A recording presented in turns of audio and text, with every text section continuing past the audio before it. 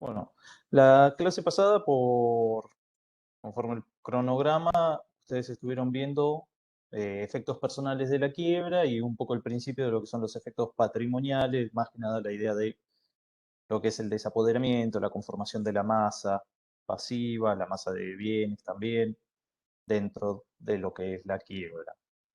Em, la idea de hoy es, como habrán notado en esta parte, el programa se separa un poco de la ley para poder ordenarlo un poco mejor, para poder comprender un poco mejor los temas. Y era importante ver primero lo que es la noción de los alcances de los efectos patrimoniales de la quiebra para poder entender después lo que es los temas específicos de hoy, que es la bolilla 15, la bolilla, perdón, 16, relativo a los efectos que tiene la quiebra sobre algunos actos de contenido patrimonial que la ley presume de por sí que son perjudiciales para, para el concurso, para la quiebra. En definitiva, que son perjudiciales para la posibilidad de cobro eventual por parte de los acreedores. Pero si no veían antes desapoderamiento, no se iba a entender algunas cosas y bueno, acá también vamos a alterar un poco el orden de la ley. En esta parte no es del todo prolijo el legislador. Pero bueno,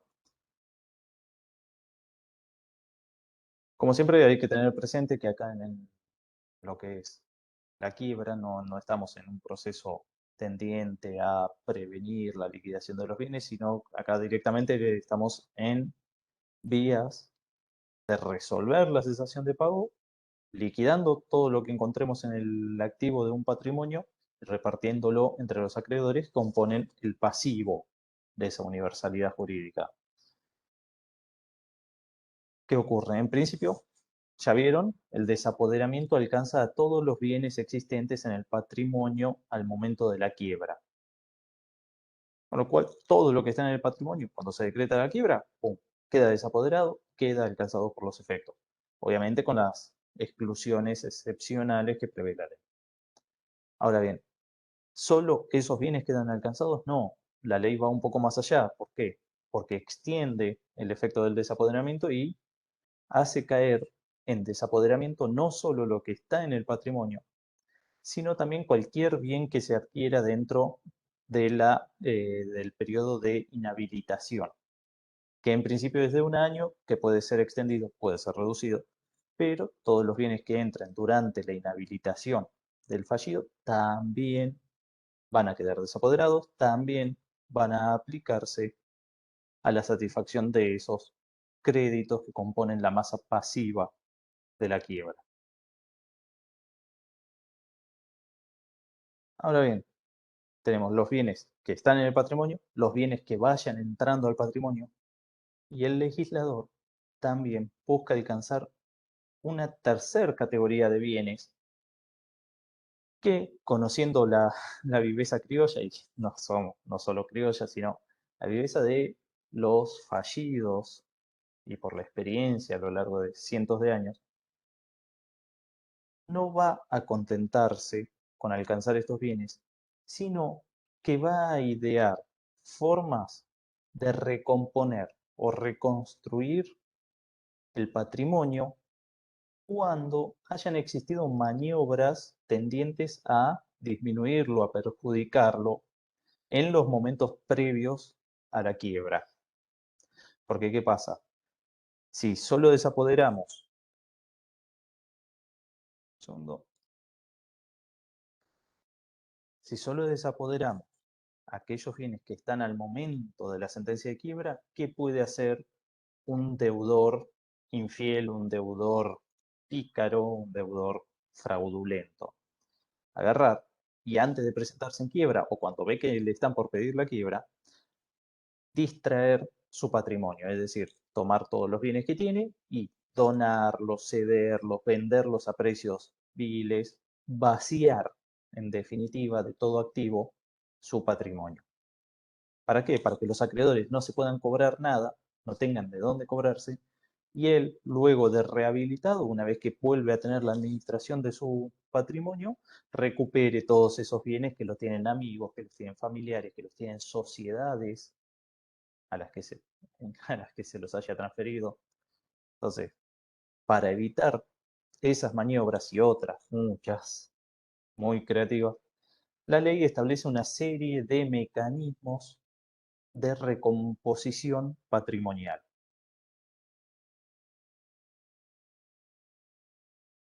En definitiva, la bolilla 16 se refiere a estos mecanismos. Son efectos que produce la sentencia de quiebra a los fines de reconstruir el patrimonio, principalmente el activo del fallido. ¿Para qué? Para devolver, para traer más bienes pasibles de desapoderamiento y de eventual liquidación. Todo para dar una situación más real y aumentar las posibilidades de cobro de los acreedores. Bien, para empezar, y antes de ver las acciones y mecanismos en particular, lo que va a haber que determinar, porque va a ser importante, mucho más importante en la quiebra que lo que era en el concurso preventivo, la ley va a establecer todo un sistema para determinar cuándo se produjo la cesación de pagos. ¿Por qué? Porque la fecha de inicio de esa cesación de pagos es la que nos va a dar, nos va a marcar los límites temporales para la utilización de estos mecanismos de recomposición. ¿Por qué? Un patrimonio, un titular de un patrimonio, mientras no esté cesante, en definitiva es libre de hacer con su patrimonio lo que quiera, dentro obviamente de los límites del abuso del derecho y del fraude. Pero uno, cuando está in bonis, cuando no está cesante, cuando está cumpliendo con sus obligaciones, en definitiva, con su patrimonio puede hacer lo que quiera. Quiero vender barato mi auto, vendo barato mi auto, no hay problema. Quiero donarle a un vecino, no sé, un departamento, y bueno, algo habrá hecho el vecino para merecerlo, no hay problema. Se puede disponer y administrar del patrimonio libremente, no hay ningún inconveniente. Ahora bien, cuando está en cesación de pagos, ya ahí la cosa cambia un poco. Va a poder disponer, sí, va a poder administrar, sí, mientras no haya una declaración de concurso preventivo, una apertura de concurso preventivo o una declaración de quiebra, también va a poder administrar, va a poder disponer. Pero, ¿qué pasa? Que si eventualmente cae en una quiebra, la ley va a habilitar la posibilidad de revisar lo que se hizo, lo que hizo el deudor fallido cuando ya estaba cesante, cuando debió saber que estaba cesante y que sus actos podían perjudicar a sus acreedores, podían agravar su situación patrimonial. ¿Por qué? Porque esos actos pueden ser ruinosos, pueden ser perjudiciales, pueden alterar la situación de los acreedores entre sí, puede dar ventajas indebidas a algunos acreedores, perjudicar a otros. Entonces, la ley va a tratar de determinar cuál es la fecha en la que se inició la cesación de pagos, independientemente de cuándo se declaró la quiebra o cuándo se abrió un concurso preventivo. ¿Para qué? Para revisar después todos los actos que se hayan realizado, los actos patrimoniales, que se hayan realizado a partir de la cesación de pago, para ver que en definitiva el deudor no haya intentado defraudar a sus acreedores, que no haya hecho este tipo de actos perjudiciales. Lo que pasó estando in bonis no lo vamos a tocar en sede concursal, en la vía concursal, para actos estando, digamos, en cumplimiento de las obligaciones, tenemos las vías típicas del derecho común, del Código Civil y Comercial. La acción pauliana, la acción defraudatoria, la acción de simulación, las tradicionales, digamos. Pero para los mecanismos puramente concursales vamos a tomar solamente aquellos actos otorgados a partir de la cesación de pagos. cuando empieza, en cierta medida, a calar la tutela concursal. Entonces, les dije, lo primero que va a intentar hacer la ley es fijar la fecha de inicio de esa cesación de pagos. ¿Por qué? Porque lo que vimos hasta ahora, que veíamos que si hay una presentación en concurso preventivo, uno de los requisitos que se le pide al deudor es que identifique la época, ni siquiera una fecha precisa de la época, en la que inició la cesación de pagos y los hechos por los que se exteriorizó. Si se presenta en quiebra el propio deudor, lo mismo, cumplir con ese requisito. Si pide la quiebra a un acreedor, se le pide que identifique hechos reveladores de la cesación de pagos. Pero fíjense, no se exige la prueba de una fecha precisa, no se determina. Cuando se abre cuando se dicta la sentencia, se abre el concurso preventivo, el juez no va a fijar una fecha de inicio de cesación de pagos, solo va a indicar una época. El síndico va a hacer un informe en el informe general y en ese informe general va a dar una fecha aproximada. Ahora, esa es la opinión del síndico. Fíjense que hasta el momento no hubo ninguna resolución judicial que establezca efectivamente la fecha precisa en que se produjo la cesación de pagos. En el concurso preventivo eso no va a pasar directamente. ¿Cuándo va a haber una resolución que fije la fecha de inicio? Recién en la quiebra. Esto lo va a regular el artículo 117, el 115 y el 116.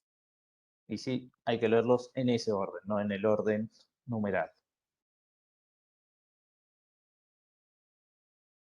¿Qué les va a decir? Repetir los 117. artículos? ¿Cómo? ¿Podría repetir los artículos? Sí, artículo 117, que les va a dar el trámite para la fijación de la fecha inicial de la cesación de pago. El 115, que va a establecer los efectos de esa resolución judicial. Y el 116, que va a establecer un límite para las consecuencias que acarrea la fijación de la fecha inicial de cesación de pagos.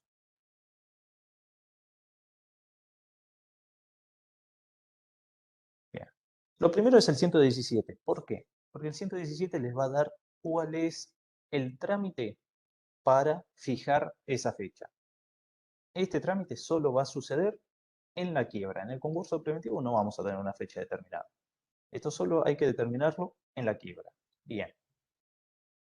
Esta fecha se va a determinar con, bueno, la finalización del periodo informativo, que vimos que incluye la confección de un informe general en cabeza del síndico, que entre todo el contenido que le exige la ley, incluye la obligación de dictaminar en cuanto a la fecha de inicio de la cesación de pagos. Dentro del informe general, uno de los acápites va a ser fecha de inicio de la cesación de pagos, donde va a tener que indicar la fecha que considera en la que se produjo ese inicio, en la que empezó la imposibilidad y, bueno, en definitiva, motivar esa fijación de fecha. Porque estima que en ese día empezó la cesación de pago, que, ojo, no es la fecha del primer incumplimiento. Puede coincidir, pero no siempre es así. Acá lo que hay que ver es cuándo el patrimonio pasó a estar imposibilitado de cumplir normalmente con las obligaciones.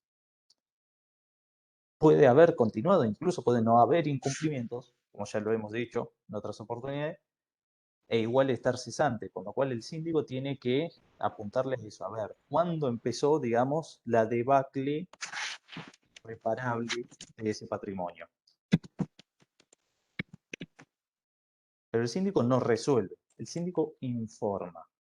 Ahora, ¿cómo se resuelve? Bueno, ahí viene el 117 que les dice que, presentado ese informe, empieza un plazo de 30 días, en el cual cualquier interesado puede formular observaciones, no al informe general, el informe general es otro el plazo, sino específicamente observaciones a la fecha inicial del estado de cesación de pagos, a la fecha que propone la sindicatura, ¿no? ¿Cómo? Por escrito, mediante presentación en el juzgado. Durante todos esos 30 días, cualquier interesado puede presentar sus observaciones. Interesados son acreedores verificados, acreedores en proceso de verificación, incluso trabajadores y obviamente el propio deudor concursado. Disculpe, Vencido ese... ¿podrías repetirlo? Sí. No, que la ley en definitiva es amplia en cuanto a la legitimación para formular observaciones, porque acá, como son muchas las consecuencias que va a traer esta fecha inicial, la ley habilita en forma amplia cualquiera que pueda demostrar un interés. Típicos casos son acreedores que estén verificados en la quiebra, acreedores que estén en proceso de verificación incluso, trabajadores, dependientes, pueden ser los socios con responsabilidad ilimitada, si se trata de una sociedad concursada, pueden ser los administradores de una sociedad, porque les acarrea, ya vamos a ver, les acarrea responsabilidades a ellos. O también, obviamente, uno de los principales interesados siempre, ¿quién va a ser? El propio deudor. El deudor va a tratar siempre de poner la fecha inicial de la cesación de pagos lo más cerca posible del inicio del proceso. Nunca conviene que se aleje esa cesación de pagos, esa fecha. Pero bueno, Profesor, durante... Sí, cuando dice acreedores verificados, ¿se integran también los admitidos? admitidos, verificados, los no admitidos que todavía estén con incidentes en trámite, o sea, Ah, cualquier gracias. sujeto Bien. que esté ingresado ya al pasivo o en proceso de discutir su ingreso. Acreedores laborales incorporados por pronto pago, o sea, la ley no fija una limitación en cuanto a la legitimación, por eso lo hace lo más amplio posible con interesados. En general no ofrece mucho debate, si se presenta una observación, en general hay un interés en hacerlo, pero bueno, en algunos supuestos puede llegar a plantearse algún tema de legitimación. Ahora bien, todas esas observaciones se juntan y al vencimiento de los 30 días se le da traslado al síndico. ¿Para qué? Para que cuente con mayor información. El síndico, recordemos, no es parte, sino que es un auxiliar de justicia, un colaborador del juez que es imparcial, con lo cual, con las observaciones que pueden traer nueva información, el síndico va nuevamente a pronunciarse sobre las observaciones y, en definitiva, insistiendo o modificando la fecha inicial que había propuesto. Ahí, con el informe general, las observaciones y el traslado y la respuesta al traslado que brinda el síndico, pasa a resolver el juez.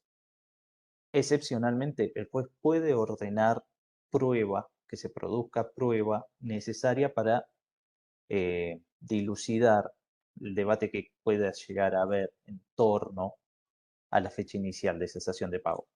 Esto es excepcional, no suele suceder, pero tiene facultades ordenatorias suficientes como para ordenar la producción de prueba. Así que, producida la prueba, si es que se ordena, o si no hay prueba, se pasa a resolver. Resolución que ahora sí va a fijar definitivamente la fecha de inicio de la cesación de pagos. Resolución que solo va a poder ser apelada por los que intervinieron en la determinación, los que intervinieron en el trámite, sea el síndico, sea quienes formularon observaciones, y también va a poder ser apelado por el fallido, haya o no haya formulado observaciones. Es decir, que en definitiva el trámite es informe general, 30 días para observaciones a la fecha de inicio del estado de cesación de pago, traslado a la sindicatura, producción de prueba, si la hay, resolución judicial. Resolución judicial que, como toda resolución, lo único que va a tener que hacer es determinar la fecha de inicio y motivar el porqué de esa fecha de inicio. No necesita tratar cada una de las observaciones que se hayan formulado, cada uno de los planteos. Simplemente necesita resolverlo la fecha definitiva que se va a fijar y motivar su resolución. Esta resolución, les insisto, sí es uno de los supuestos apelables. ¿Por qué? Porque expresamente lo establece así el artículo y van a poder apelarlo todos los que hayan intervenido y el fallido haya o no formulado observaciones. Ahora sí pasamos al 115, que nos da los efectos de esta resolución, que Discúlpame, antes de que continúes, así no me voy de tema. Cuando vos dijiste que el síndico lo que hace, si hay observaciones, se le vuelve a pasar toda la información al síndico y él realiza un nuevo informe o solamente no, modifica. una contestación de traslado, no va a ser, digamos, la forma del informe general. Acá lo que hace, se le da intervención y es una vista. En definitiva, es un escrito donde va a darle respuesta a las observaciones que generalmente depende mucho de la quiebra de que se trate. No suele tratarlas individualmente, sino con respuesta un poco más global, pero depende de la complejidad de las observaciones, termina o rechazándolas por infundado, planteando que no se modifica la opinión vertida en el informe general y punto, la mayoría de las veces. Pero no necesita elaborar un nuevo informe, simplemente es una contestación de traslado. Si en lo posible, lo ideal sería que dé respuesta a cada uno de los planteos. Muchas veces lo que se hace es simplemente dar una respuesta global, insistiendo en la fecha que ya se había fijado en el informe o indicando alguna modificación en la fecha y el motivo de esa modificación. Y ahí el que resuelve, en definitiva, va a terminar siendo el juez. Que el juez sí va a tener que motivar debidamente la fecha establecida. Y acá viene Gracias.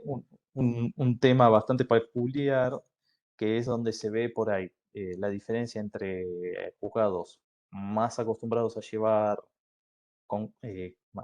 quiebras o que tienen personal dedicado específicamente a quiebras y los que no. Es muy común ver la solución simplista de fijar la fecha inicial de cesación de pagos en el primer incumplimiento. O sea, no se analiza ni el estado patrimonial, no se analiza otros hechos reveladores. ¿Cuándo fue el primer incumplimiento? Listo, fecha inicial de cesación de pagos. No, y y muchas veces por ahí no en una quiebra de un consumidor, en una quiebra de un pequeño comerciante de barrio.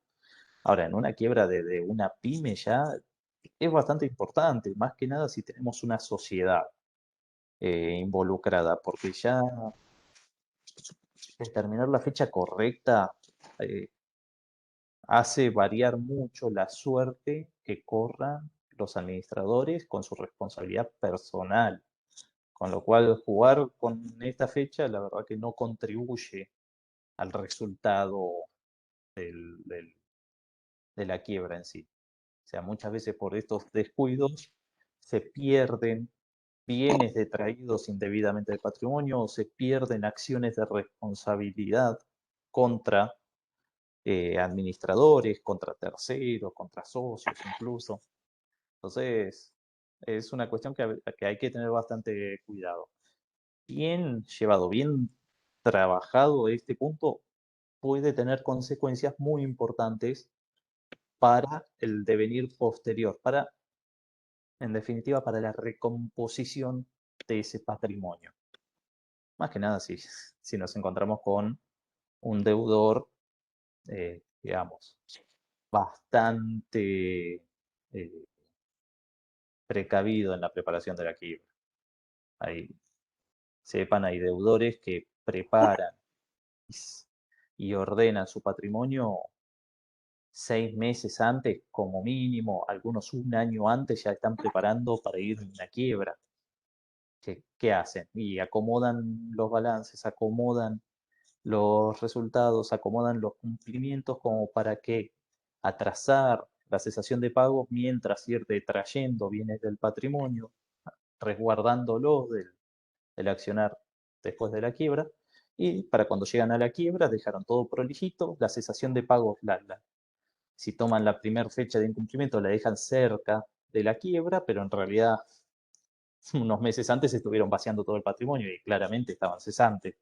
Pero bueno, pasan, a veces se ven estas cuestiones y se los digo porque me ha pasado de estar asesorando síndicos, terminar apelando, recurriendo a alguna resolución que había fijado la fecha inicial en el primer incumplimiento, cuando a las claras era anterior, porque, y acá viene un poco el egoísmo, porque si no, en la quiebra no había bienes ni para que el síndico cobre sus honorarios, con lo cual era necesario que entendieran, que finalmente la Cámara lo modificó, que la cesación de pagos era anterior y que en el medio había vaciado el patrimonio, con lo cual pudimos traer algunos, recuperar algunos, ni siquiera todos los bienes, para poder liquidarlos en la quiebra, que cobre por lo menos mi cliente, el síndico, y además algunos de los acreedores algo llegaron a cobrar, pero si no, no había ni para los gastos.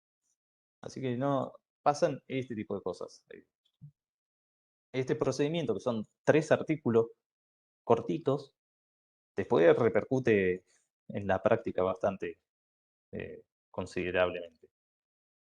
Pero bueno, resolución que fija la fecha de inicio, apelación o no, finalmente llega a un punto en el que queda firme.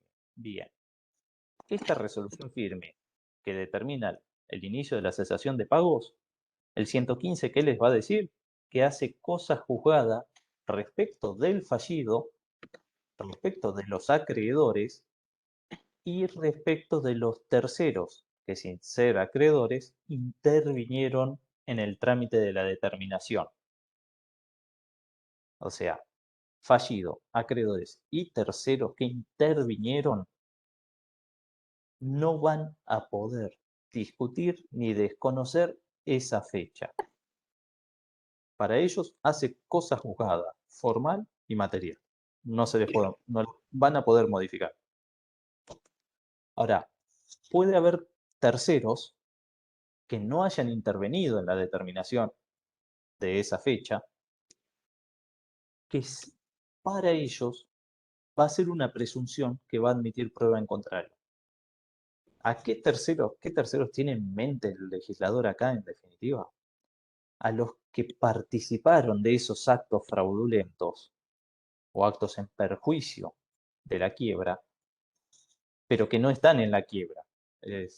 Por ejemplo, el que compró al fallido un automóvil con valuación fiscal de 1 millón de pesos y se lo compró en 200.000 pesos.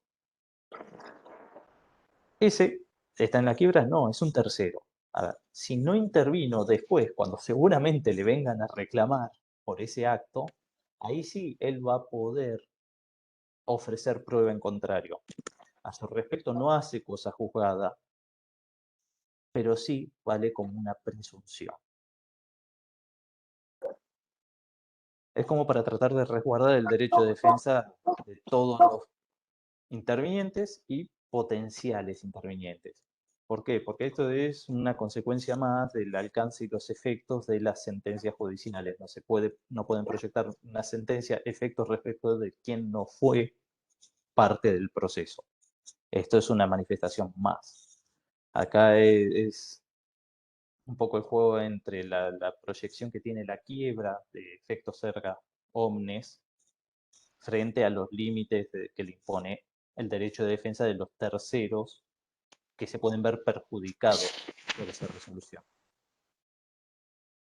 Sí, me fui muy de mambo, muy técnico, pero bueno, aspectos procesales versus aspectos concursales. Acá siempre tenemos los conflictos del derecho concursal con el derecho civil y comercial y con el derecho procesal. Estamos todo el tiempo buscándole los límites entre los tres. Pero bueno, eso es parte de la complejidad de esta materia. Fíjense, tenemos una misma resolución que tiene distintos efectos según cada sujeto. No era lo suficientemente complicado. Y acá el 115 hace una aclaración. ¿Parece? Acá lo que estamos tratando de determinar es la fecha de inicio de la cesación de pago. Cesación de pago que es única, sea que nos encontremos en una quiebra directa o una quiebra indirecta.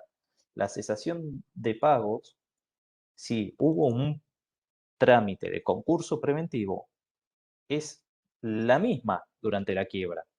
O sea, en otros términos, si se declara la quiebra indirecta, la fecha inicial que hay que fijar es la de la cesación de pagos original, la que motivó la presentación en concurso preventivo que después devino en quiebra. ¿Por qué? No es que hay una cesación de pagos para el concurso preventivo y después otra para la quiebra. No, no. Si hubo un concurso preventivo que fracasó y se declaró la quiebra, la cesación de pagos es necesariamente anterior a la presentación en concurso preventivo. Si no, no podría haber habido concurso preventivo. Así que es siempre la fijación de la fecha inicial lo que hay que buscar. Dame un segundito. Oh.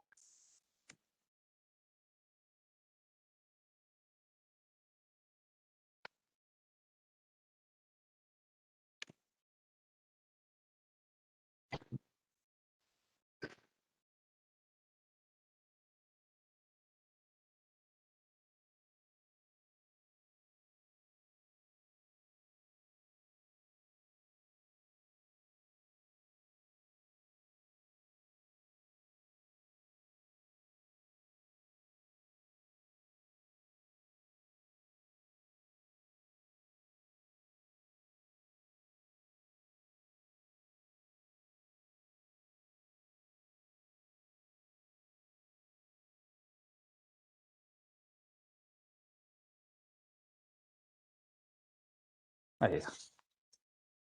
Ahora sí, podemos seguir. Tenía gente en la puerta y enloquece el perro. Perdón. Cosas de las clases virtuales.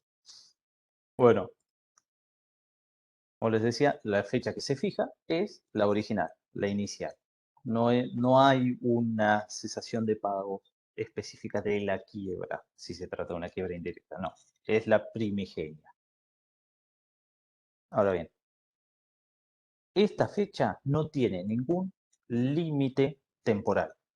Hay que fijar el origen mismo. O sea, independientemente de qué pasa, en nuestro derecho no hay ninguna exigencia ni ninguna limitación en cuanto al tiempo que puede transcurrir entre el inicio de la cesación de pagos, desde que el patrimonio está cesante, la fecha en que se inicia el proceso preventivo o la quiebra.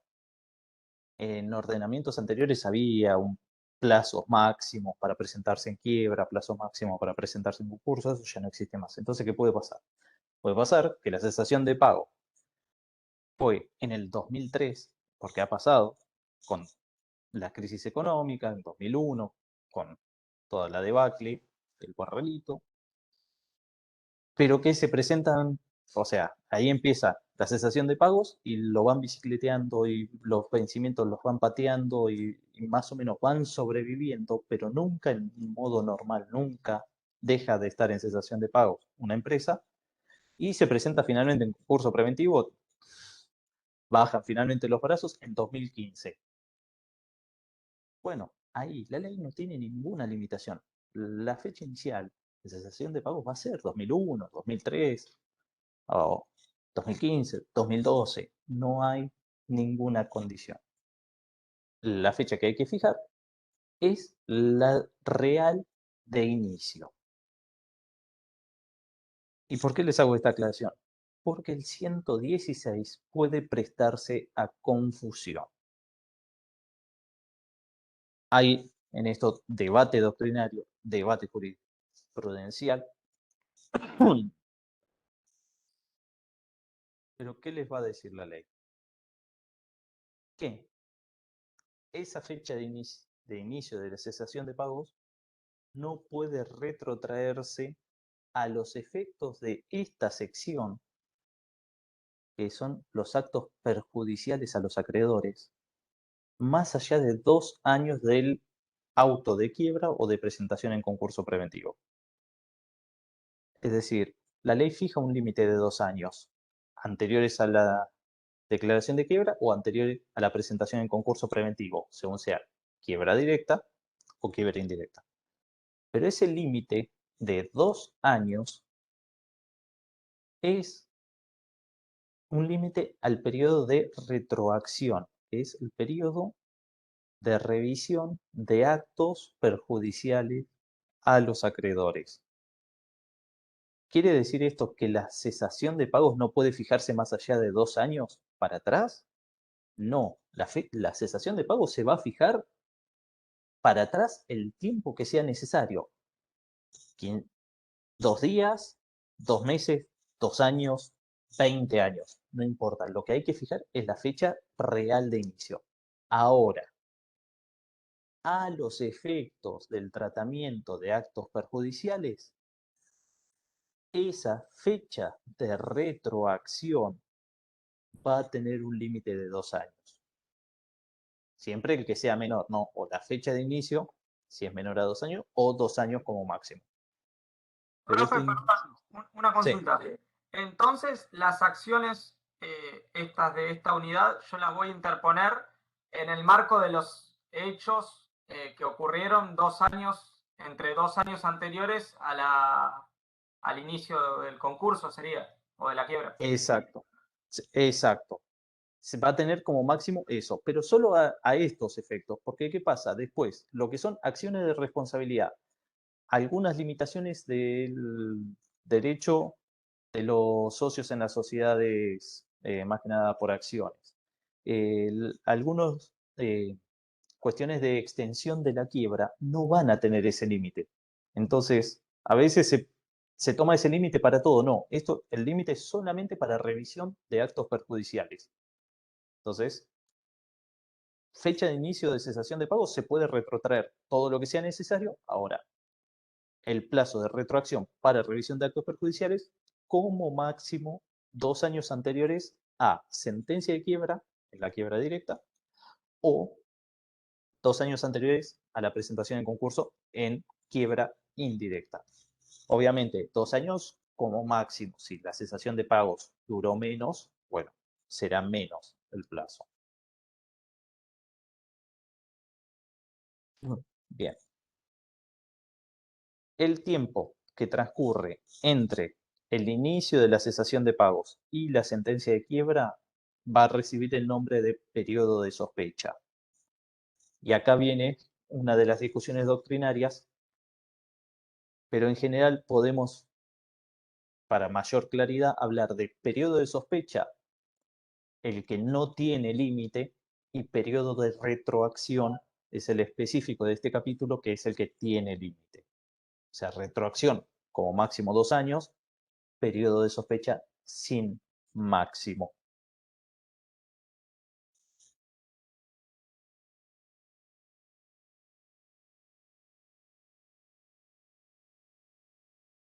Esto es siempre donde más dudas se generan, y no por falta de estudio, sino porque es medio complejo, no es clara la ley, y de hecho en la práctica misma se ven estas discusiones, son permanentes. Siempre hay una discusión entre la sindicatura, los concursados. Obviamente nunca es libre de intereses. El concursado siempre trata de limitar lo más posible, con lo cual va a decir, no, el límite son 2 años, la cesación de pago no puede fijarse más atrás. No, no es así. Puede fijarse en cualquier momento. Ahora, no se van a poder revisar los actos más allá de 2 años, pero nada más. Bien. Profe, a mí Esos no me, tres no me artículos. queda claro, me confunde entonces. ¿El periodo de sospecha no tiene que ver con la determinación de la ineficacia de los actos? ¿O sí? No, el periodo de sospecha es, ¿Para qué es entonces? digamos, sería el género dentro del, porque todo lo que ocurra dentro del periodo de sospecha va a estar sujeto a revisión. Entre ellos, los actos perjudiciales dentro de ese límite de 2 años, que sería de retroacción. Pero además, vamos a revisar dentro del periodo de sospecha el ejercicio de la administración por parte de los administradores, todo el tema de responsabilidades de terceros, responsabilidades de socios, responsabilidades de administradores, extensión de la quiebra, uso del derecho de receso por parte de los socios. Hay un montón de otros supuestos que exceden a los actos que caen dentro del periodo de sospecha, que sí los vamos a estar revisando con otros caminos, con otros mecanismos, digamos, que van a recomponer el patrimonio, pero no ingresando bienes, sino, o reingresando bienes, sino generalmente a través de mecanismos de indemnización de daños y perjuicios, incorporación de otros patrimonios al proceso de quiebra. Hay otras formas.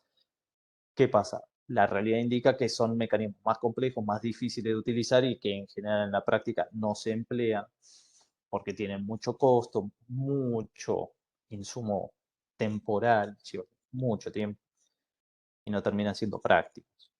¿Qué es lo que más se ve en la práctica? Sí, esto, ineficacias de actos perjudiciales.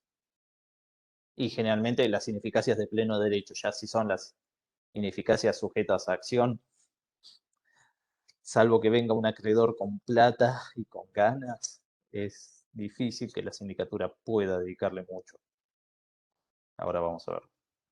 Pero bueno, más o menos quedó claro esto, la idea del procedimiento para fijar la fecha de inicio de la cesación de pagos, que todo lo que ocurre entre esa fecha de inicio y la sentencia de quiebra es el periodo de sospecha, y que a los fines de retrotraer actos perjudiciales, ese periodo de sospecha tiene un máximo de 2 años anteriores a la presentación en concurso preventivo o a la declaración de quiebra, según el caso. Toda esta explicación para llegar finalmente al núcleo de la bolilla, que son los actos perjudiciales a los acreedores. Fer, Sí. discúlpame, Ah, ¿te parece si ponemos un ejemplo con fechas concretas en el chat para que quede más claro? Sí, si querés ¿Parece? armarlo, Dale. va, buenísimo. Pongo Sí, va a ser. distintos ejemplos de lo Sí, que de cuál sería sería la fecha. Bien, exactamente. Listo. buenísimo.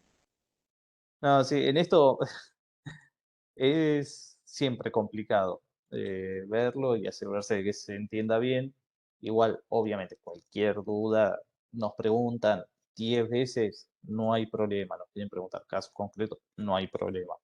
Porque sí, es la ley ya de por sí es medio confusa.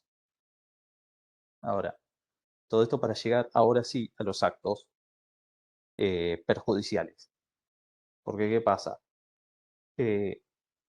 La ley va a distinguir supuestos donde va a identificar actos que de pleno derecho y sin necesidad de otra prueba que no sea la realización misma del acto, les va a quitar eficacia frente a los acreedores. Acá la ley maneja un sistema parecido a las sanciones del artículo 16 y 17 en concursos preventivos, esto de los actos prohibidos, los actos sujetos a autorización, que dijimos que cuando se viola esos sistemas, esas limitaciones, la ley los declara ineficaces. Esto es, que son inoponibles a los acreedores, pero son válidos entre las partes. Bueno, la ley hace lo mismo en la etapa de la quiebra. Va a haber actos que por sus características, por su naturaleza, los va a considerar de pleno derecho por sí, por su sola realización, como perjudiciales y, por tanto, ineficaces de pleno derecho. Así vamos a encontrar artículo 118. ¿Cuáles son los actos que la ley declara ineficaces de pleno derecho sin posibilidad de prueba, en contrario, y sin necesidad de prueba del perjuicio? Bueno, primero, los más obvios de los obvios. Los actos a título gratuito. Esto no es solamente donaciones. Ojo, cualquier acto de contenido patrimonial que haya importado una disminución del patrimonio del fallido sin existencia de una contraprestación va a quedar alcanzado por esta ineficacia. Piénsese no solo una donación, ese es el ejemplo claro, pero una renuncia a ejercitar un derecho. Dejar pasar un plazo de caducidad para que se perfeccione una relación jurídica. Por ejemplo, tengo una marca registrada y estoy dejando que otra persona la utilice en forma gratuita. No exijo ninguna indemnización, no inicio ninguna acción. Eso también es un acto gratuito. La prestación de servicios personales no remunerados. En definitiva sería como una donación de trabajo. Todos esos actos implican un empobrecimiento del patrimonio sin existir un enriquecimiento ni una contraprestación. Todo ello va a ser declarado ineficaz de pleno derecho. Una licencia,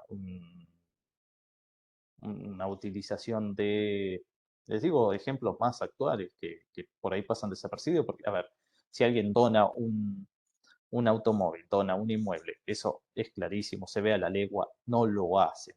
Ahora, si cedo los derechos que tengo sobre las acciones de mi titularidad, si cedo el ejercicio de derechos patrimoniales vinculados a warrants, cedo derechos sobre obras literarias, sobre obras de software, y no pido regalías, no fijo cánones. Todos esos son actos a título gratuito.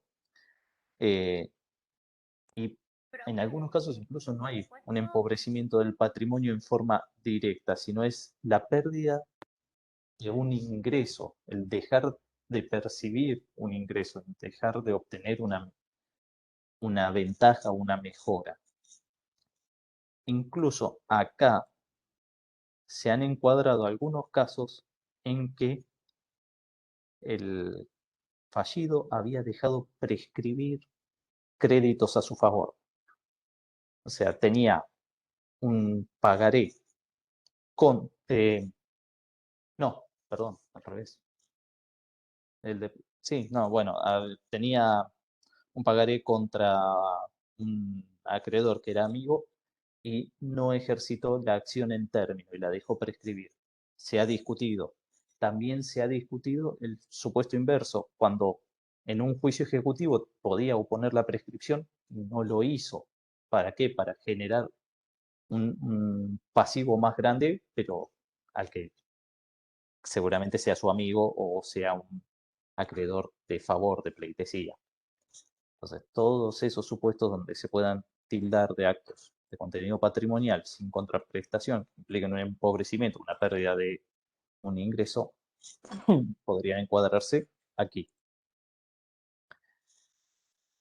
Después, el segundo supuesto que nos va a enumerar la ley como acto ineficaz de pleno derecho es el pago anticipado de deudas cuyo vencimiento debía producirse el día de la quiebra o un día posterior. Esto es, no cualquier pago anticipado de deuda. Sí, yo pagué, me vencía una deuda en enero. en febrero, la pagué en enero y quebré en abril, no importa, porque para la fecha de la quiebra ya hubiera vencido y el pago es anterior a la quiebra. Acá lo que se intenta evitar es que existan pagos que hubieran tenido que ocurrir después de producida la quiebra. ¿Por qué? Porque una vez que se produce la quiebra, entra en juego la prohibición de pagar deudas de causa o título anterior a la quiebra. O sea, tenemos una prohibición de pagar, de alterar la situación de los acreedores. Entonces, la ley que busca evitar que se esquive esa prohibición como pagando incluso antes de la quiebra, cosas que debían pagarse con posterioridad y por tanto hubieran quedado alcanzadas por la prohibición. Por eso, no cualquier pago de deuda anticipada. Sí, nos ponen en el examen acto ineficaz de pleno derecho el pago anticipado de deudas. No, está mal, porque no es el pago anticipado de deudas, es el pago anticipado de deudas que vencían con posterioridad a la quiebra. Deudas que iban a quedar alcanzadas, en definitiva, por la prohibición de pago.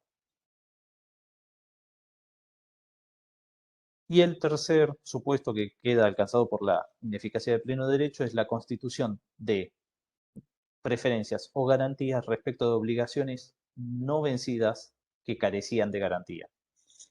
Acá dice constitución de hipoteca o prenda o cualquier otra preferencia. En definitiva, lo que nos interesa es ¿Puede repetir, supuesto. profe? Sí. Es ineficaz de pleno derecho constituir cualquier tipo de preferencia o garantía, o sea, constituirlo sobre mi patrimonio, una garantía respecto de una obligación que no estaba vencida y que tampoco tenía esa garantía originalmente. O sea, yo tengo, por ejemplo, debo 5 meses de alquiler. No, perdón. Tengo un mutuo. Vamos a hacerlo más claro, porque tengo un mutuo que me va a vencer dentro de un año. Y antes de caer en quiebra y antes de que venza, agarro y constituyo garantía de prenda sobre mi automóvil en favor de ese contrato, de esa obligación. Y después caigo en quiebra y ese acreedor ahora va a tener una garantía real para atacar directamente uno de mis bienes. Fíjense, era un sujeto que originalmente no tenía esa garantía. La deuda todavía no estaba vencida, iba a vencer con posterioridad. Y antes de que venciera, le mejoro su situación. ¿Cómo? Dándole una mayor garantía que la que tenía originalmente. Garantía que no estaba en condiciones de exigirme contractualmente. Que parece un caso raro, un caso medio límite, era uno de los mecanismos más tradicionales de acomodar o mejorar la situación de los acreedores de mi elección. Yo, fallido, antes de irme a la quiebra, agarraba y a los acreedores amigos, a los acreedores de favor, les constituía garantías para que al momento de cobro en la quiebra estén en una mejor situación que los demás, para que cobren antes que los demás y puedan vaciar, en definitiva, el patrimonio, que se lleven mi patrimonio los acreedores que yo elijo. Esa es la situación que busca evitar este tercer inciso. Por eso, cualquier tipo de preferencia de cobro establecido en favor de obligaciones no vencidas. ¿Por qué obligaciones no vencidas? Porque si estuvieran vencidas, yo ya ni siquiera tendría que constituirles una garantía, tendría que pagarlas, tendría que haberlas pagado antes de la quiebra, con lo cual, quien puede lo más, que hubiera sido pagarlo, puede lo menos, constituirles una garantía. Esa no hay problema. Por eso, constituir garantías respecto de obligaciones no vencidas que originalmente no tenían esta garantía, porque tampoco entra acá la sustitución o la modificación de garantías. Si tenía un crédito hipotecario y lo que hago es sustituir la hipoteca respecto del inmueble A por una hipoteca sobre el inmueble B, tampoco estamos alcanzados por esta norma. ¿Por qué? Porque el crédito tenía ya la garantía hipotecaria. Lo único que hice es modificar el bien sobre el que recae. Se hace mediante una constitución nueva y una revocación de la anterior, pero en definitiva no estoy alterando la situación de los acreedores.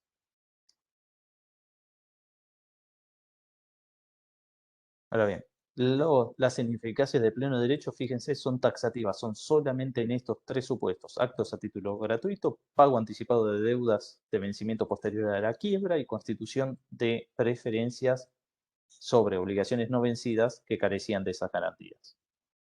Solo en esos supuestos se produce la ineficacia de pleno derecho. De pleno derecho quiere decir que van a producir efectos en forma retroactiva, no se va, o sea, la ineficacia va a ser retroactiva, no va a ser oponible a los acreedores, pero sí surge del propio artículo, en el último párrafo, que va a tener que haber una declaración de ineficacia. En esto ha sido discutido, algunos autores entienden que podría simplemente tenerse por producido sin necesidad de declaración. El tema es que la declaración judicial, la resolución, en definitiva, judicial, que declare la ineficacia, se vuelve necesaria porque todos estos actos suponen la intervención de un tercero distinto del concursado. Acá se van a ver afectados no solo el concursado que otorgó esos actos, sino el co-contratante o beneficiario de esos actos. ¿Por qué? Estos actos son ineficaces para los acreedores, sea en su oposición por el fallido, como también por los demás intervinientes del acto. Por ejemplo, yo recibí una donación de parte de quien luego cayó en quiebra. Bueno, a mí, como beneficiario de esa donación, me van a poder venir a reclamar por ese acto. Porque obviamente no tiene ningún sentido declararlo ineficaz solamente respecto del fallido. ¿Por qué? Porque el fallido ya no tiene esos bienes en el patrimonio. ¿Quién los tiene? El tercero. Entonces, ¿contra quién hay que ir? Contra el tercero. Por eso, como ese tercero puede no ser parte de la quiebra, la ley les va a exigir una declaración judicial de ineficacia.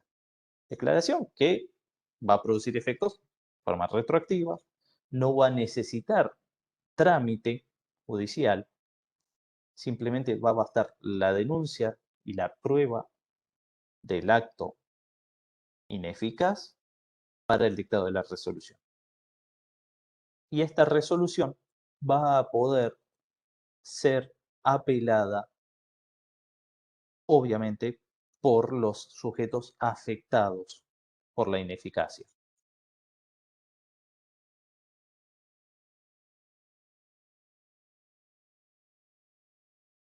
Hasta ahí más o menos claro. Me imagino que mil dudas, pero bueno. Disculpe, profe, no presté atención si dijo el artículo del procedimiento. 118, no Ah, tiene sí, el ningún mismo. procedimiento. Simplemente acá puede presentarse cualquier acreedor, cualquier interesado o el propio síndico a partir de su investigación documental sobre los instrumentos que pueda obtener, sobre la documentación comercial, contable, societaria, o sea, por cualquier medio, cualquiera que tome conocimiento de la realización de uno de estos actos durante el plazo, el periodo de retroacción, va a poder ponerlo en conocimiento del juez y el juez va a resolver. A ver, va a dictarse la resolución y en concreto, esto, ¿cómo se va a traducir en la práctica? Porque es muy bonito. Detectamos que el fallido le donó 100.000 pesos al vecino. le entregó 100.000 pesos.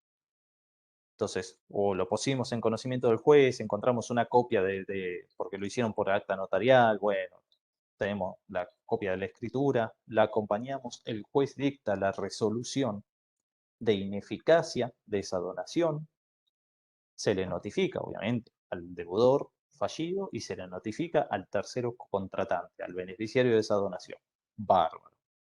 Ahora, todo esto, ¿de qué nos sirvió? Bueno, que siendo ineficaz ese acto respecto de los acreedores pueden actuar como si esa donación no hubiera existido.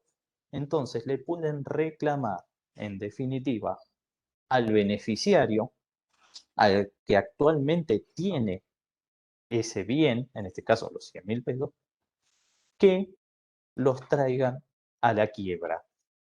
Porque esos son bienes que debieran estar en el patrimonio del fallido y que, como son ineficaces, el acto por el que salió del patrimonio, tienen que volver. Y obviamente, como el patrimonio al que vuelven está desapoderado, tienen que volver a la quiebra. Lo mismo, a ver, acá 100.000 pesos, entonces le reclamamos al que recibió la donación que restituya esos 100.000 pesos. Si era un auto que salió del patrimonio, que vuelva el auto para poder subastarlo. Si el supuesto más sencillo es si se constituyó una garantía, bueno, esa garantía no se va a poder hacer valer en la quiebra. Entonces, básicamente lo que se hace es volver el patrimonio al estado anterior a la realización de ese acto. Y va a quedar en cabeza del sujeto que tenga el bien que salió indebidamente del patrimonio, va a ser su obligación devolverlo a la quiebra. Profe, ¿hay un límite en cuanto a los adquirentes de ese bien? Por ejemplo, si yo a su vez me lo donaron y a su vez lo vendo después. Bueno, ahí empiezan una serie de discusiones, pero básicamente lo que va a tener que hacer es, bueno, hay que ver si adquirieron, por qué título adquirieron derechos los terceros,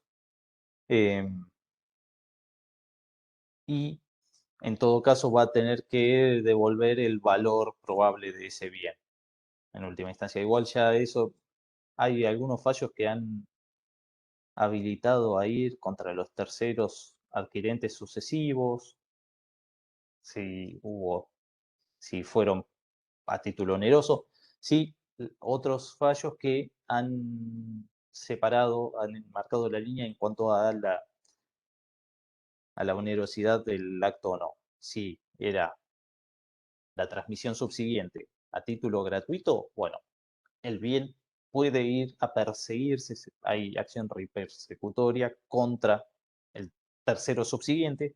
Ahora, si fue a título oneroso, en ese caso, lo que va a tener que ingresar el tercero va a ser la suma dineraria que obtuvo por ese bien.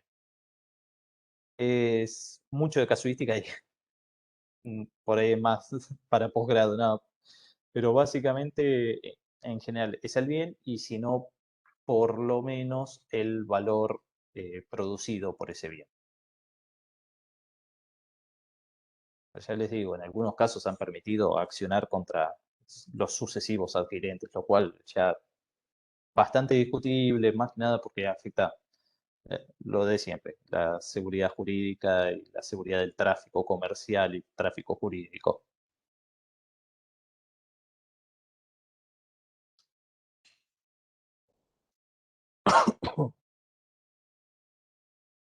Bueno, como les decía, la resolución que declara la ineficacia, obviamente apelable. Apelable porque ¿quién va a ser el interesado? Tanto el fallido como el cocontratante de esos actos.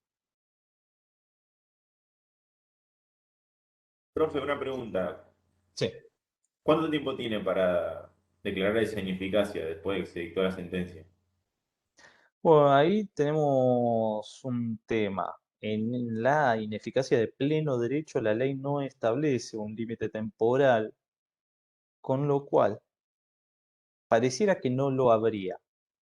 Y de hecho, si vamos al caso, como se trataría de una ineficacia de pleno derecho, propiamente, pareciera, por lo menos plazo de caducidad no va a haber. Los plazos de caducidad son de interpretación restrictiva, con lo cual si no lo establece, no lo va a haber. Y solo estaría sujeto, en definitiva, a un plazo de prescripción. Pero acá es discutible si es asimilable a un supuesto de... porque no es una nulidad, hasta acá clarísimo. Entonces, ¿qué límite temporal le vamos a poner para reclamar la declaración de ineficacia?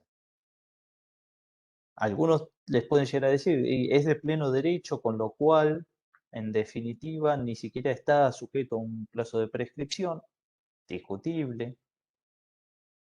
Otros que lo asimilan a un supuesto de nulidad absoluta, porque no es,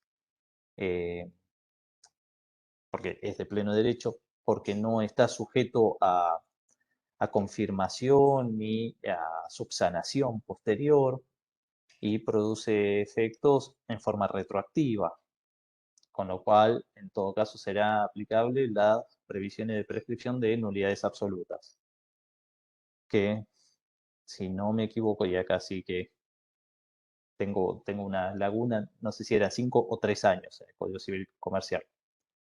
Otros que dicen que como no es una nulidad, y mucho menos es una nulidad absoluta, sería más leve que una nulidad absoluta y por tanto sería aplicable el plazo de prescripción de las nulidades relativas, 2 años. Y otros autores que dicen no tiene un plazo previsto, con lo cual no se puede dejar tampoco librado a un plazo sine die y que en cualquier momento pueda declararse. Hay que aplicar un plazo de prescripción, no tiene uno específico, aplicamos el genérico de 5 años. Pero bueno, no hay nada resuelto definitivo en esto.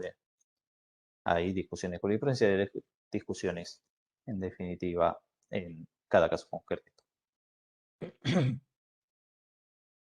Pero caducidad, plazo de caducidad no hay. Por lo menos va a haber bastante tiempo. Pero, profesor, Sí. ¿estos actos no son los que se toman los 2 años, esos del periodo de sospecha? No, los 2 años del periodo de sospecha es cuando tiene que haber sido realizado el acto. Ahora bien, lo Sí. que entendí que me preguntaban es, una vez que se declara la quiebra, ¿qué plazo tenemos para solicitar la declaración de ineficacia de esos actos que ya fueron realizados dentro del periodo de retroacción? Ah, ok, Entonces, una está cosa es bien. cuándo cae el acto y otra cosa es cuándo pedimos la declaración judicial. Ok. Porque ¿qué pasa? De hecho, puede haber ocurrido que el acto, y nuevamente voy a tomarlo de ejemplo un montón de veces, el acto, supongamos que es en la quiebra de Correo Argentino. Concurso preventivo del año 2001. Supongamos el acto fue en el año 2000, un acto, una donación. En el año 2000. Concurso preventivo 2001. Con lo cual caería dentro del periodo de retroacción, supongamos. En 2021, 21 años después, recién tenemos sentencia de quiebra. Recién, con la sentencia de quiebra, nacen esta posibilidad de declarar ineficaz de pleno derecho. ¿Por qué? En el concurso preventivo no tenemos la ineficacia de pleno derecho ni las acciones de recomposición patrimonial. Recién es a partir de la quiebra, con lo cual, recién con el dictado de la quiebra podemos pedir esta declaración.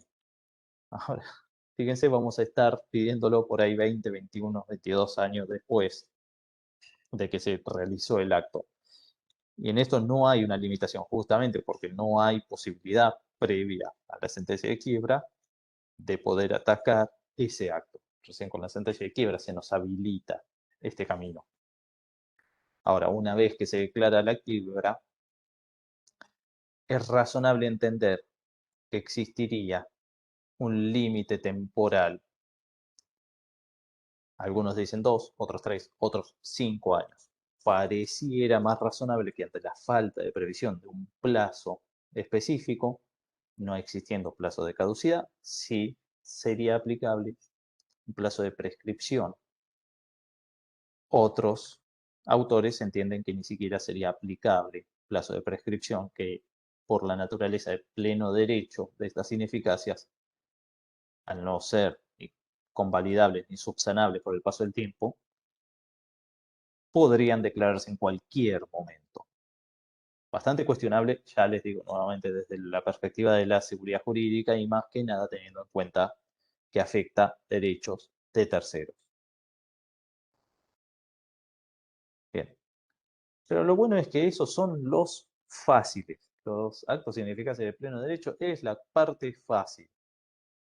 En el 119 vamos a encontrarnos con los actos ineficaces por conocimiento de la cesación de pagos. Estos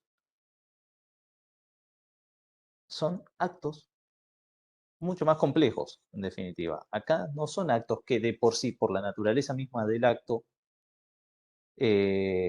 puedan revisarse judicialmente, declararse judicialmente sin necesidad de un trámite previo. Estos son actos que, si bien se van a estimar presuntamente dañosos, la ley, para declararlos ineficaces, va a exigir que se pruebe que el co-contratante o quien celebró el acto con el fallido tenía conocimiento del estado de cesación de pagos. Acá ya no es por la naturaleza del acto que se va a declarar la ineficacia del mismo. Acá se va a declarar la ineficacia por la existencia de conocimiento por parte del tercero de que el ahora fallido, cuando celebró el acto, sabía que estaba en conocimiento, que estaba en estado de cesación de pagos. Ahora, justamente acá ya no es por la sola naturaleza del acto realizado, sino que se exige una prueba de conocimiento del estado de cesación de pagos. Esto no se puede conocer a prima facie, no se puede saber ni tener por acreditado que un tercero conocía del estado de cesación de pagos y por ende no se puede resolver ni declarar de pleno derecho. Va a exigir un trámite, por lo menos abreviado, que permita acreditar los extremos que exige la ley. Entonces, esta declaración de ineficacia del 119 requiere de un procedimiento incidental para su declaración.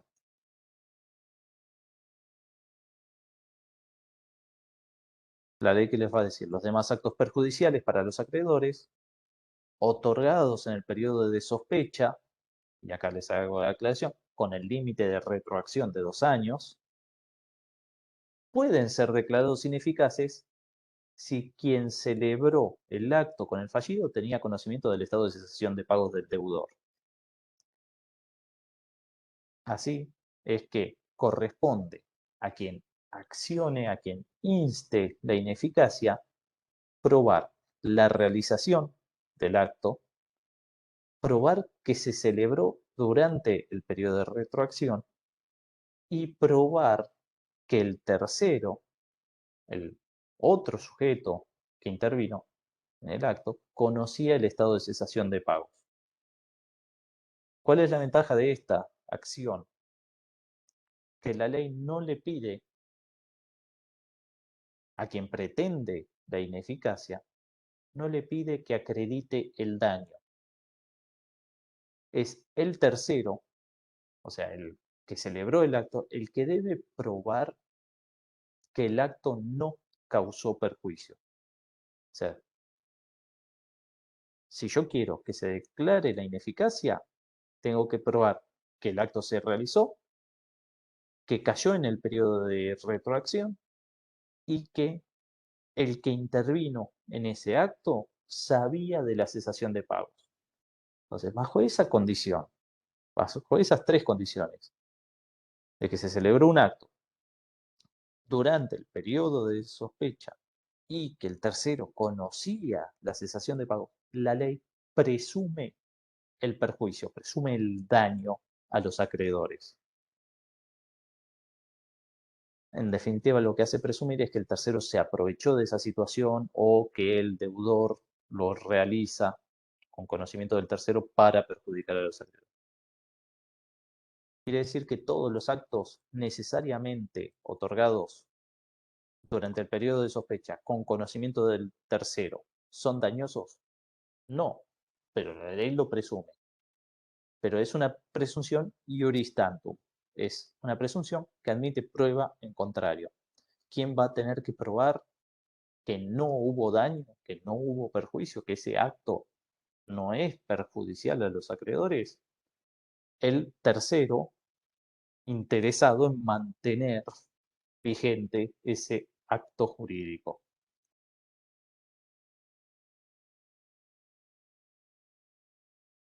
La declaración esta se deduce ante el juez de la quiebra, tramita por vías ordinarias, salvo que las partes opten por hacerlo por incidente. En general, ¿por qué optarían por hacerlo por incidente? Para reducir los costos, las costas del proceso. Pero exige una demanda o un escrito de inicio de incidente, depende de cómo lo quieran instrumentar. Obviamente va a tener todas las etapas propias de una demanda o de un incidente, esto es planteo, traslado al requerido, en este caso sería al fallido y al tercero, contestaciones, producción de prueba, resolución judicial, instancia recursiva. Ahora bien, ¿quién puede reclamar la declaración de ineficacia por conocimiento de la cesación de pagos? En principio es una acción que le compete al síndico. ¿Por qué? Porque estos actos, en principio, son en perjuicio no de un acreedor en particular, sino que son en perjuicio de toda la masa de acreedores. Son en perjuicio del concurso, en última instancia. Entonces, la ley legitima, en principio, al síndico para llevar adelante este tipo de acciones, estas acciones de recomposición del patrimonio. Síndico que se supone que es imparcial y que representa los intereses del concurso en general y no de un acreedor o del deudor, sino que busca el respeto de la ley. Ahora bien, legitimamos al síndico. El síndico tendría que tomar conocimiento por cualquier medio de la realización de actos perjudiciales que hayan sido realizados durante el periodo de sospecha y en los que el tercero hubiera conocido el estado de cesación de pagos del fallido.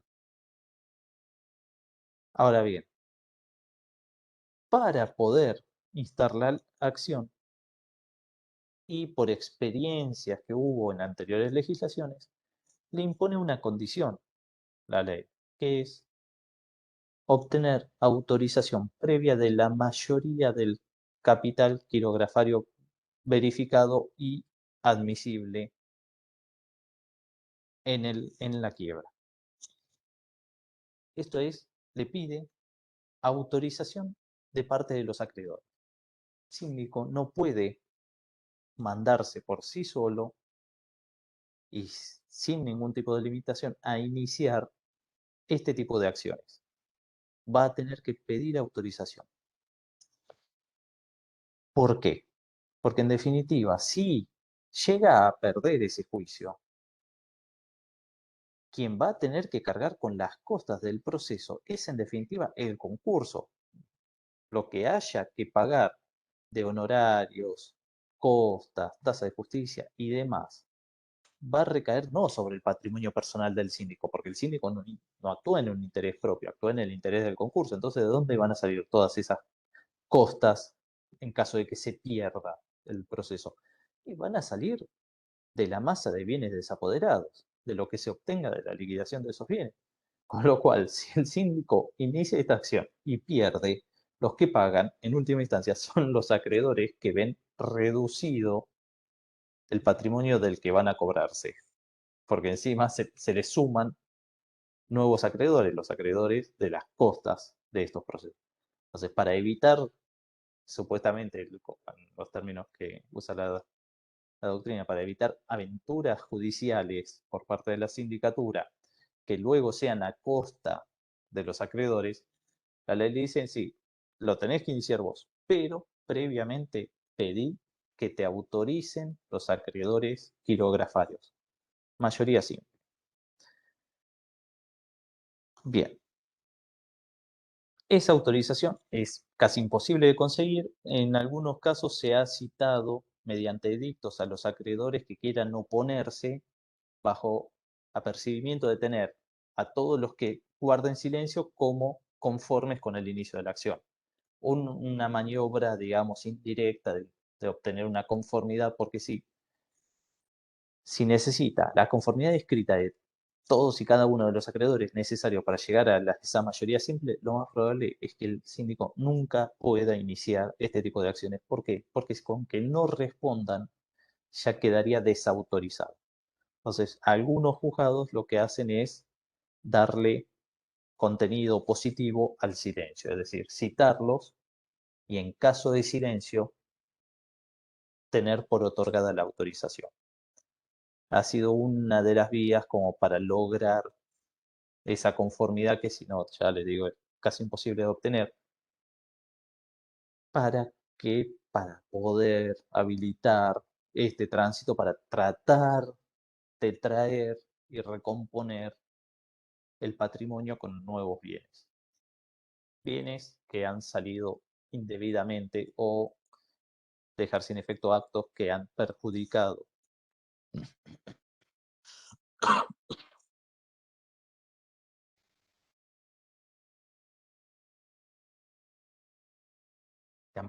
el patrimonio.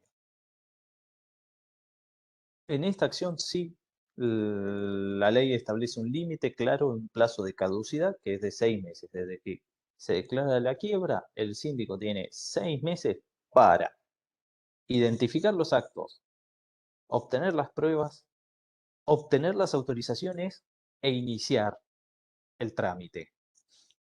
La verdad, es un plazo muy breve, muy difícil de cumplir. Pero bueno, el plazo se justifica, ya les digo, en razones de seguridad jurídica y en que, a diferencia de las ineficacias de pleno derecho, acá está la amplitud de actos que sería muy peligroso dejar abierto a un plazo incierto el inicio de las acciones. Bien. ¿Qué pasa si el síndico no inicia la acción? ¿Quiere decir que nadie lo puede hacer? No, la ley establece una opción, una alternativa, que es en el artículo 120, que cualquier acreedor interesado puede deducir esta acción, la acción de declaración de ineficacia por conocimiento de la cesación de pagos, a su costa, siempre y cuando previo a iniciarlo intime al síndico para que la inicie. Es decir, yo soy acreedor y sé que hay un acto perjudicial que se otorgó con conocimiento de la cesación de pagos. Bueno, ¿qué tengo que hacer? Tengo que intimar al síndico a que inste la acción. Y si el síndico no lo hace, sea porque estima que va a fracasar esa acción, o sea, porque no obtiene las autorizaciones, bueno, pasados 30 días sin que lo inicie, puede el acreedor, cualquier acreedor, deducir la acción a su costa. Es decir, que va a tener que soportar los gastos ¿Por qué? Porque no va a poder pedir beneficio de litigar sin gastos. Y, en definitiva, si llega a perder, va a tener que soportar todos los gastos de ese proceso.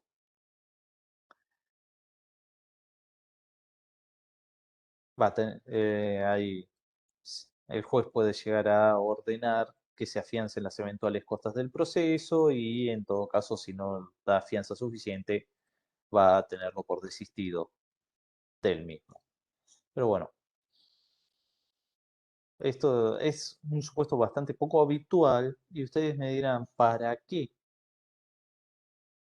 ¿Por qué un acreedor, ante la inactividad del síndico, iniciaría él personalmente esta acción, corriendo con el riesgo de tener que soportar las costas si sale mal el proceso? Bueno, porque la ley establece un beneficio, una preferencia para el acreedor que gane estos juicios. Porque, ¿qué pasa? La resolución, en última instancia, que haga lugar a la acción de ineficacia, va a declarar ineficaz el acto y eso va a ser en favor de todos los acreedores. Los bienes o los perjuicios salidos del patrimonio van a volver al patrimonio concursado, pero en beneficio de todos. Ahora, cuando le inicia un acreedor, sí se le da un beneficio especial.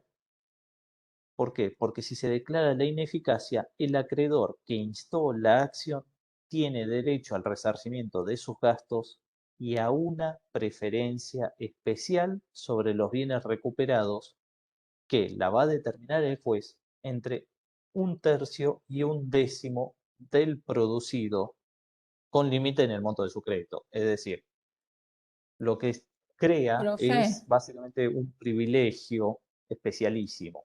Sí. ¿puede en este caso, sabiendo de estos privilegios, haber varios acreedores que quieran iniciar? ¿Qué pasa en ese caso? ¿O sí es uno solo? No, bueno, en realidad en la práctica no suele suceder. Es un planteo que se ha dado más que nada en la doctrina, pero ¿qué pasa? En estos casos, por lo general, lo que va a hacer la judicatura es convocarlos a unificar personería y a actuar en forma conjunta.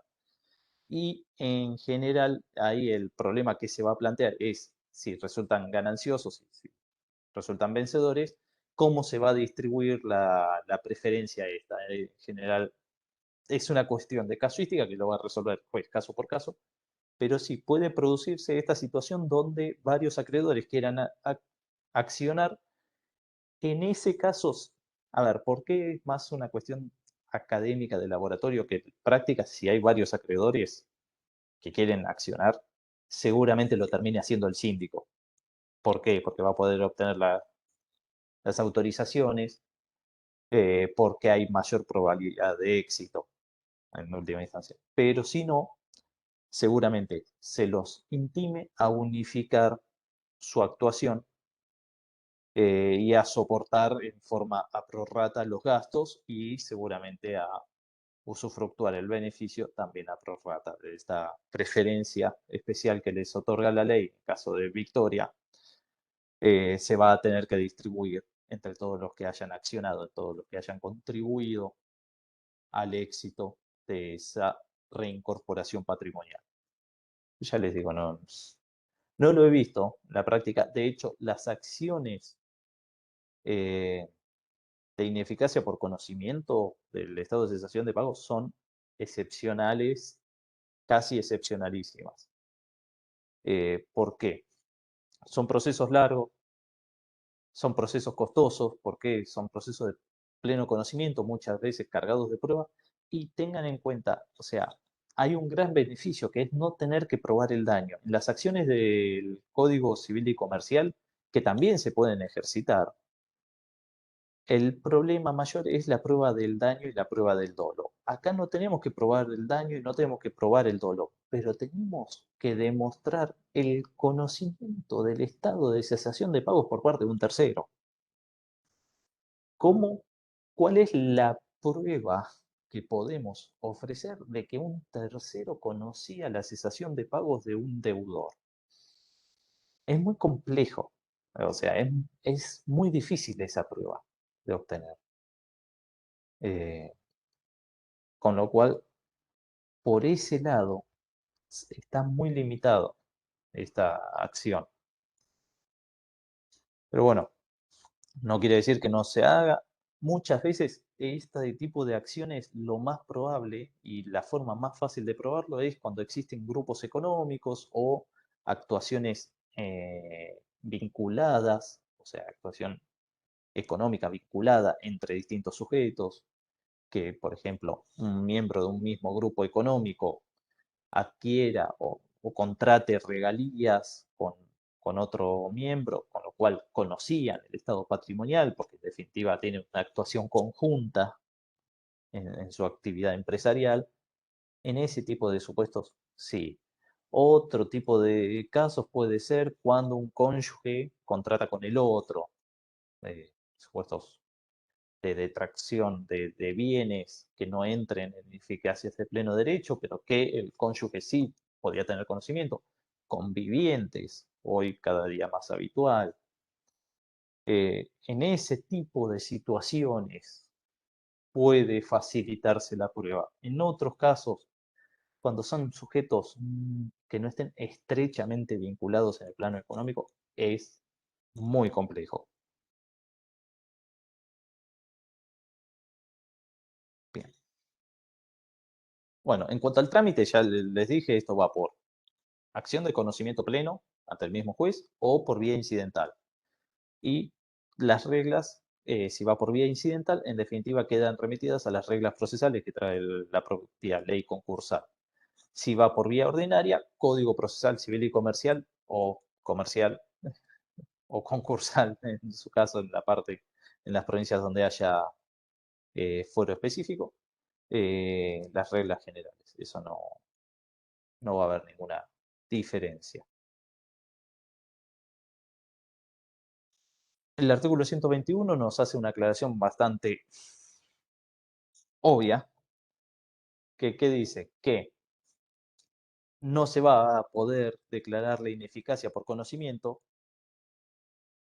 la ineficacia del artículo 119, a los actos de administración ordinaria otorgados durante el concurso preventivo, ni los actos de administración extraordinaria o actos de disposición que se hayan realizado durante el concurso con autorización judicial. Claramente que esto es una obviedad. ¿Por qué? Porque son actos que están expresamente permitidos por la ley. Es decir, que un acto que la ley expresamente autoriza no es pasible de declaración de ineficacia, es como una obviedad más grande que una casa, pero la ley, por las dudas, lo aclara. Obviamente, distinta es la situación de actos sujetos a autorización sin autorización. No, esos son ineficacias de pleno derecho. El artículo 121 quizás es el más sencillo de todos. Bien. Ahora, ¿qué pasa con los actos otorgados durante la quiebra en violación del desapoderamiento? Porque está bien, actos durante el concurso preventivo que sean conforme al artículo 16, que cumplan con el artículo 16, listo, no quedan alcanzados por la ineficacia. Los actos que violan el artículo 16 son ineficaces de pleno derecho y acá cobran relevancia. Bien, ahora, ¿qué pasa con los actos realizados durante la quiebra por el fallido? Entonces, los actos del fallido en violación al desapoderamiento. En el concurso preventivo dijimos que son ineficaces de pleno derecho. En la quiebra, sorprendentemente, el legislador se le ocurrió que sea aplicable el artículo 119. Si se fijan, artículo 109 dice que el síndico tiene la administración de los bienes y que los actos realizados por el fallido sobre los bienes desapoderados, así como los pagos que hiciere o recibiere, son ineficaces. Hasta ahí, todo bien. La declaración de ineficacia es declarada de conformidad a lo establecido en el artículo 119, penúltimo párrafo. Y vamos al 119, penúltimo párrafo, y dice que esta declaración debe reclamarse por acción que se deduce ante el juez de la quiebra y tramita por vía ordinaria, salvo que se acuerde hacerlo por incidente. Parece, a ver, todos los autores coinciden en algo, claramente es un error de reenvío. ¿Por qué? Porque tenemos una prohibición legal de realización de actos. Esa prohibición se publica por edictos, hay conocimiento ficto erga omnes, por qué el legislador en estos actos prohibidos expresos y que tienen conocimiento necesario todas las personas, los manda a tramitar por vía de acción. O sea, claramente es un error técnico de la ley. Y ahora Claramente son 118. actos, era el 118, son actos sin eficacia de pleno derecho y tienen que ir por declaración de ineficacia sin necesidad de acción o petición expresa. Era claramente 118, último párrafo. A ver, en esto hay distintas posiciones jurisprudenciales, la mayoría terminan aplicando el 118, último párrafo, pero no técnicamente la ley manda a instar la acción y recién en el trámite de la acción la declaración de ineficacia. Es, a ver, por experiencia les diría, solicítenlo. Si les toca el día de mañana, solicítenlo directamente por el 118 y si les sale en contra, bueno, ahí se inicia la acción. Pero parece un despropósito y un dispendio de actividad ir directamente por la vía de acción. Pero bueno, cosas que pasan. A veces es mejor, soy muy crítico de los reenvíos, porque esto es un error que encima viene desde la redacción original de la ley y hubo como, encima el problema que pasa acá, que ha habido como 10 reformas de la ley de concursos y quiebras y nunca lo modificaron esto. Con lo cual, ¿qué dicen algunos autores? No, si hubiera sido un error de técnica legislativa en alguna de todas estas reformas concursales, lo hubieran cambiado. Si no se modificó es porque la intención del legislador es lo que dice la ley. Una locura. Pero bueno, pasa. Bien. Y...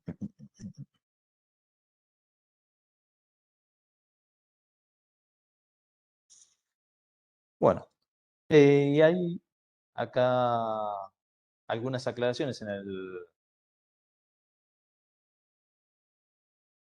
el 121, 122 en cuanto a los alcances y algunos actos en particular. En cuanto al 121 les va a decir que el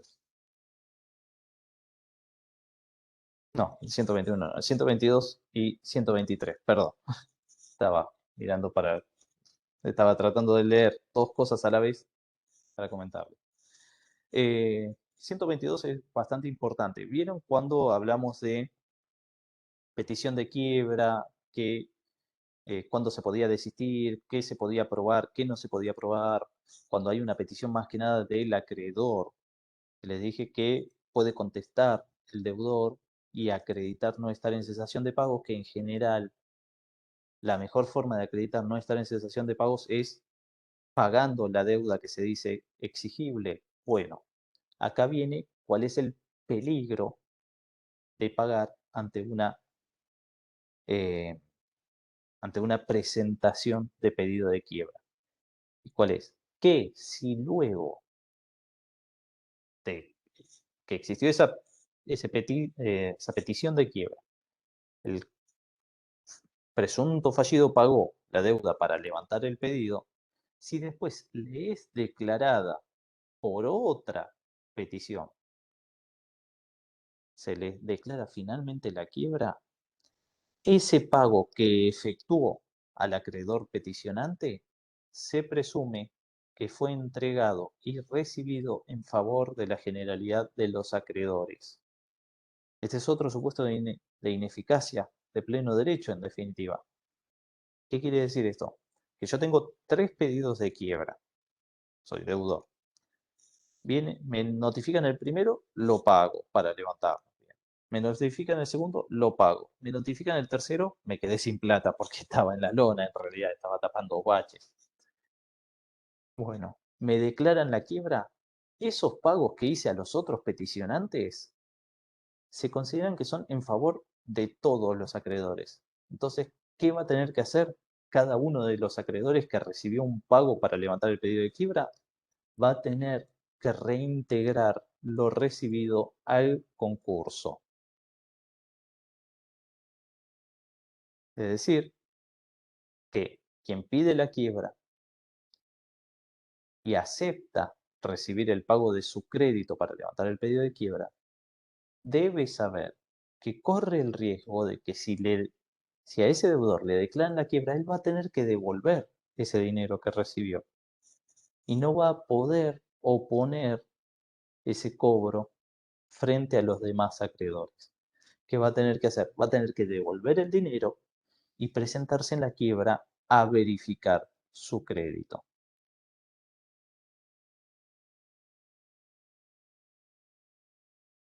Y bueno, eso es sencillo.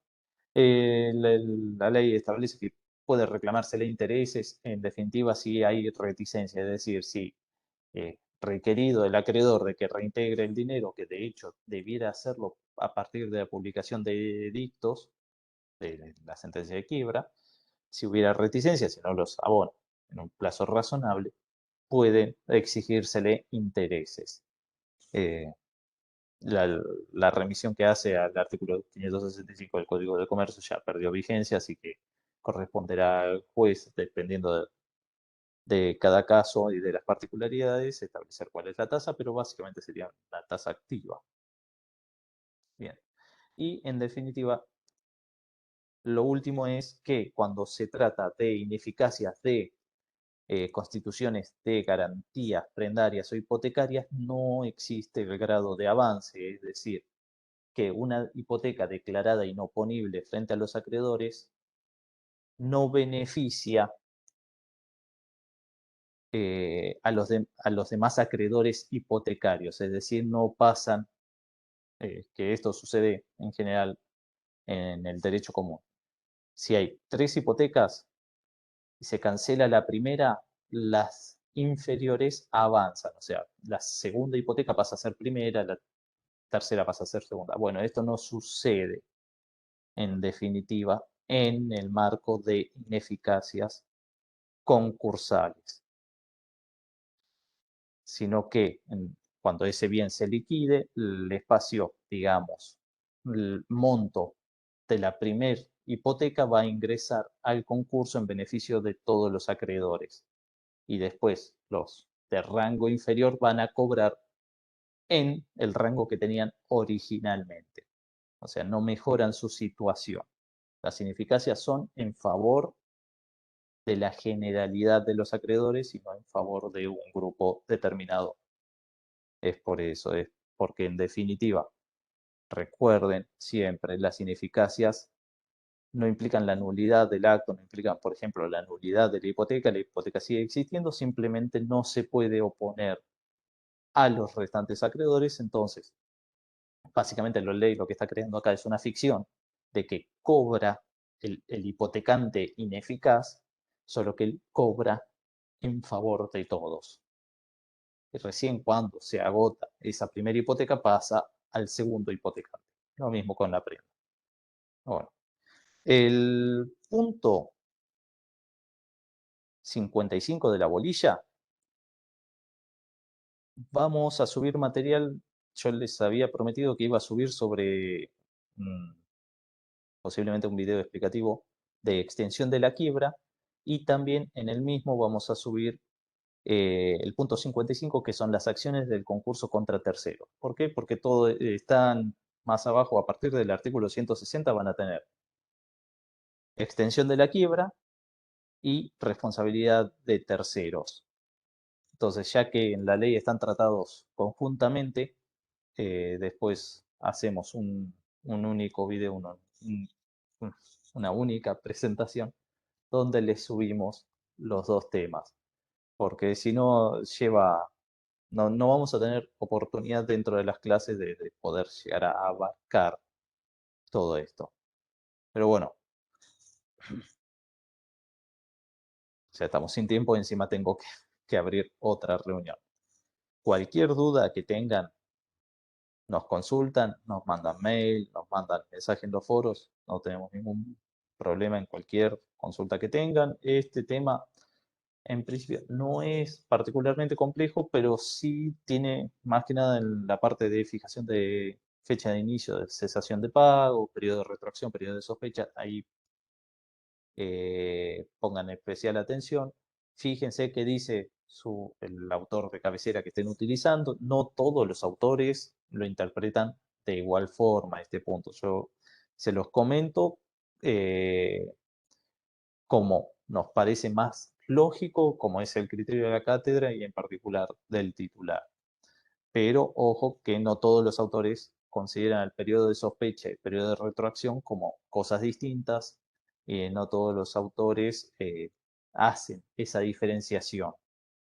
Así que en eso sí, atención. Y bueno, después en lo que es extensión, responsabilidad de terceros, ya vamos a estar subiéndoles el material de apoyo, además de lo que lean en sus libros. Los tengo que dejar y nos vemos la semana que viene. Gracias, Cualquier profe. duda, por favor, al mail. Chao, hasta luego. Hasta luego. Gracias, chao. Luego. Hasta luego.